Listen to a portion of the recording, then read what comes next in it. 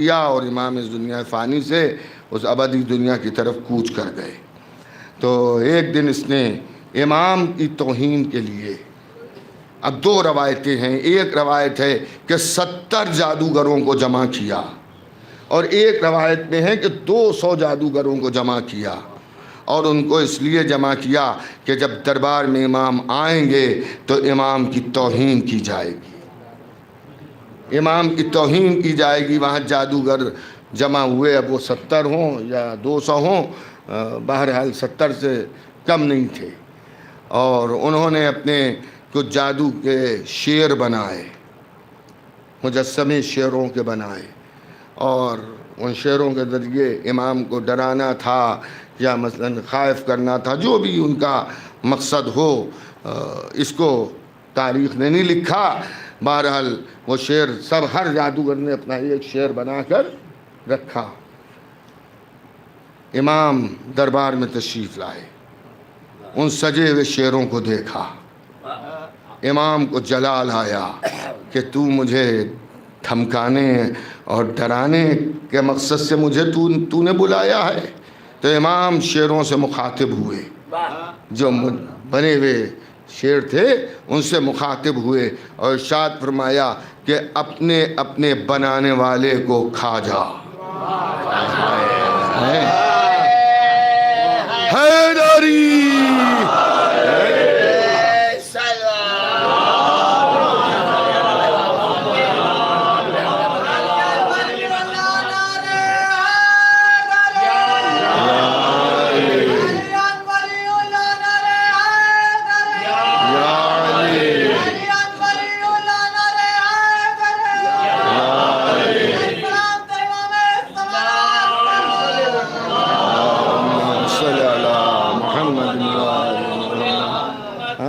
اب وہ سب اکٹھا بنے تھے، لیکن جس نے جو بنایا تھا وہ حقیقی شیر بن کے اس پر جھپٹا، اور جھپٹنے کے بعد اسے نگل گیا۔ ایسے ہی واقعہ ایک امام علی النقی علیہ السلام کی حالات زندگی میں ملتا ہے، جس میں امام نے متوکل عباسی کے دربار میں شیر قالین کو، جو ایک تصویر بنی تھی، اسے حکم دیا تھا۔ تو عزیزان گرامی، یہاں امام علی مقام نے حکم دیا، ان تمام شیروں نے، وہ 70 ہوں یا 200 ہوں، وہ سب شیر بن گئے۔ اب آپ نے دیکھا ہوگا کہ اگر نیوز میں آپ دیکھتے ہیں، کبھی کبھی واٹس ایپ کے اوپر کلپس چلتے ہیں کہ اگر اس دور میں ترقی یافتہ زمانے میں بھی اگر ایک شیر کا بچہ بھی کسی شہر میں آ جاتا ہے تو کیا عالم ہوتا ہے، کیا لوگ گھبرا جاتے ہیں اور پریشان ہو۔ وہاں 70 شیر، دربار جتنا بھی بڑا ہو 70 شیر کم نہیں ہے، تو اور 70 جادوگروں کو وہ سب کھا چکے، تب عالم کیا ہے۔ منصور دوانقی بھی پریشان ہے، اور وہ شیر امام سے کچھ کہہ رہے ہیں، محسوس یہ ہو رہا ہے کہ کچھ پوچھ رہے ہیں، اور یہاں وہ صاحب جو پوری حکومت لیے بیٹھے تو لرز رہے ہیں۔ بس میں ان کا واقعہ صرف اشارتاً اتنا عرض کر دوں، آپ سمجھ جائیں گے کہ ابھی تک منصور دوانقی جہاں پر بیٹھا تھا وہ جگہ سوکھی تھی، اب وہ سوکھی نہیں رہی، اب اوسان خطا کر گئے۔ ایک صلوات بھیج دیجئے اور محمد و آل محمد۔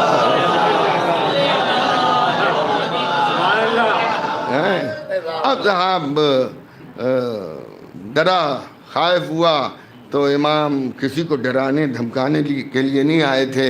امام نے اشارہ کیا کہ تم سب کے سب اپنی اصل حالت میں پھر واپس ہو جاؤ۔ وہ سب چلتے پھرتے شیر پھر مجسمے کی شکل میں بن گئے۔ مگر آپ بے غیرتی کا عالم تو دیکھیے، کہہ رہے ہیں کہ منصور دوانقی کہہ رہا ہے کہ فرزند زہرا جادوگروں کو واپس کرا دیجئے۔ امام نے جواب دیا وہی جو آپ امام علی نقی علیہ السلام کے حالات میں سنتے ہیں، کہ اس نے امام علی مقام علیہ السلام نے جواب دیا کہ اگر عصائے موسیٰ نے، وہاں بھی جادوگر تھے نا، وہاں بھی رسی کے سانپ بنائے گئے تھے، اور موسیٰ نے اپنا عصا پھینکا تھا تو وہ اژدہا بنا، اور ان تمام رسی کے سانپوں کو نگل گیا۔ تو وہاں بھی یہ کہا گیا تھا کہ ان سانپوں کو، رسیوں کو واپس کر دیجئے۔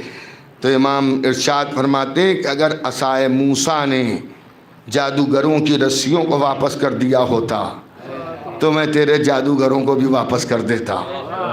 تو عزیزان گرامی اب یہ گھبرایا اور اس نے کہا یہ شعر میرے متعلق تو کچھ نہیں کہہ رہے تھے، کیا وہ یہی پوچھ رہے تھے مولا حکم دیجئے تو ابھی اسے بھی صاف کر جاؤں؟